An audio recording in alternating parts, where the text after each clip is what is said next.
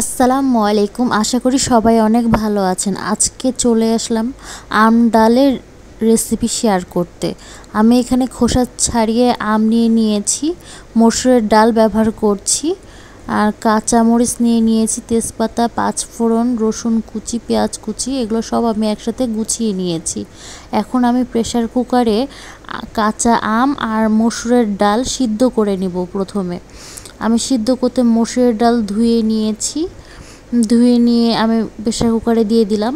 এক এক করে সবগুলো উপকরণ আমি দিয়ে দিব। এখন আমি কাঁচা আম আর কাঁচা মরিচ দিয়ে দিচ্ছি। আমি এটা প্রেসার কুকারে সিদ্ধ করব, তাহলে আমার কম সময় লাগবে। আমি এখানে সামান্য পরিমাণে লবণ ব্যবহার করছি। আপনারা স্বাদ মতো লবণ বাড়িয়ে কমিয়ে দিতে পারেন, এটা আপনাদের স্বাদ অনুযায়ী দিতে পারেন।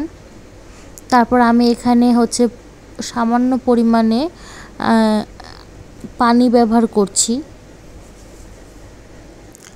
আমি এখন প্রেসার কুকারে পানি দিয়ে দিলাম।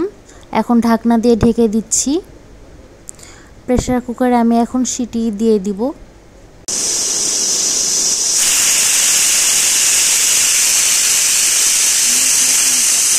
সিটি দিয়ে নিয়েছি।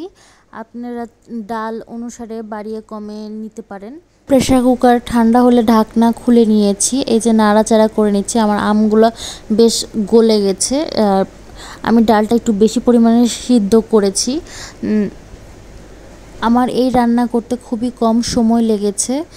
আমার প্রেসার কুকার ঠান্ডা হতে যা সময় লেগেছে, আমার সম্পূর্ণ রান্না করতে প্রেসার কুকার ঠান্ডা হতে টোটাল সময় লেগেছে 15 মিনিটের মতো।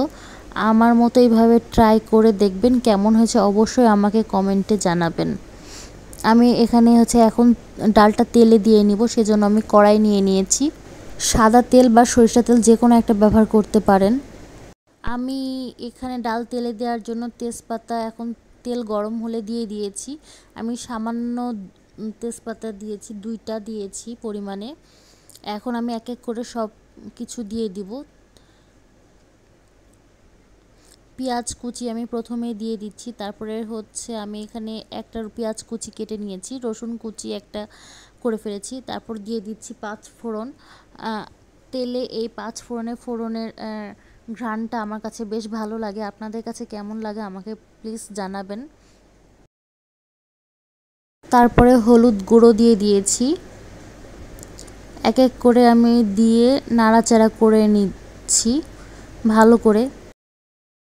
আম ডাল রান্না আমার গরম ভাতের সাথে খেতে বেশ ভালোই লাগে। এই প্রচণ্ড গরমে দুপুরবেলা আম ডাল রান্না খেলে ক্লান্তি মনে হয় যে দূর হয়ে যায়, তৃপ্তির সাথে ভাত খাওয়া যায় নিমিষেই।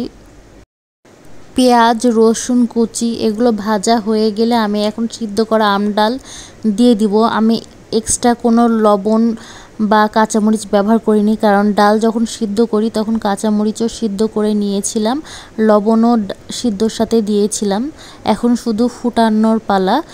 ডালটা ভালোভাবে ফুটে আসলেই আমি এটা নামিয়ে ফেলবো। সামান্য একটু পানি দিয়েছি পরিমাণ মতো। আপনারা ডালের ঘনটা কি পরিমাণে করবেন তার উপর নির্ভর করে পানিটা দিলেই হবে। আমি এখন এটা ভালোভাবে নাড়াচাড়া করে নিচ্ছি।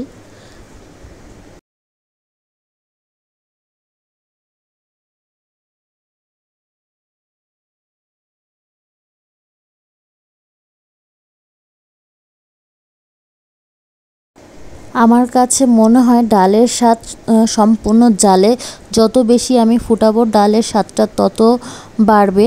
আমার ডাল রান্না যতবারই করি ততবারই আমার হোস্টেলে থাকার সময়ের কথা মনে পড়ে। হোস্টেলের ডাল অনেক পাতলা হয়, যা খেতে খুব কষ্টকর হতো। বাসার রান্না তো অন্য রকমই হয়, স্বাদই আলাদা, তৃপ্তির সাথে খাওয়া যায়। বাসার সব রান্নাই স্বাস্থ্যসম্মতও হয়। আমার ডাল রান্না প্রায় শেষ, এখন পরিবেশন করার পালা। এই যে আমি পরিবেশন করার জন্য একটা পাত্রে ঢেলে ফেলেছি। ডাল আমি পাত্রে ঢেলে ফেলেছি। আমার ডালের ঘনত্বটা দেখে বুঝতে পারছেন কেমন হয়েছে। আপনারা যদি রান্না আমার মতো ট্রাই করে থাকেন অবশ্যই কেমন হয়েছে জানাবেন। ধন্যবাদ সবাইকে।